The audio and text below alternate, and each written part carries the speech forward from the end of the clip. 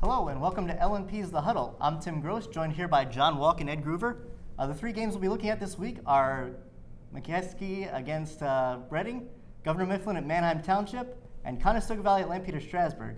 So we'll start with the McCaskey-Reading game. How do you guys see that one playing out? McCaskey and Reading, I'll start with a little bit of history, just going back a year. Last year, McCaskey lost big in week 1 to Harrisburg, then beat York High in week 2, and lost to Reading in week 3. I think this season goes along the same narrative. I see the Red Tornado losing to Reading this week. How about you, Ed? I'll go with Reading as well. McCaskey has a new transfer in from Coatesville. He's joining them this week. I think he'll anchor the offensive line, but McCaskey's nicked up a little bit. I'll go with Reading. I'm going with Reading as well. I think McCaskey had some success against York last week, but they turned York over about 6 times, and I don't think Reading's going to turn the ball over that much. Let's go to Governor Mifflin at Manheim Township. John, what do you see in that game? I was out at the Manheim Township Red Lion game last week. Township is still struggling to figuring out the run game. They haven't really established much outside of that. Quarterback Eric Benjamin, I think, will have a big week in week 3 here. Both teams come in at 1-1. I think Township's going to have a tough time stopping the Governor Mifflin run game. I look for running back John Reeser to have a big night.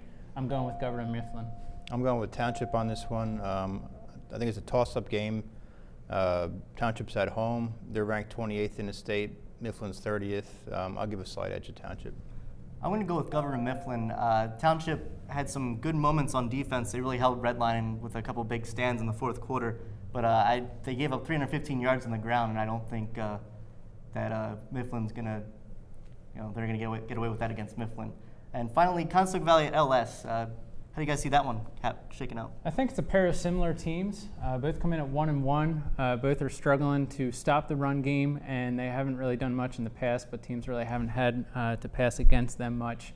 I think it might be a battle of the quarterbacks between Bear Shank and Grant Stoltzfus. I'm going with Stoltzfus. I'm going with Conestoga Valley this week. How about you, Ed? I'm going with LS. Rivalry game. I think it's going to be close, but LS has won the last 4 meetings. I think they hold the upper hand again. I'm going to go with LS.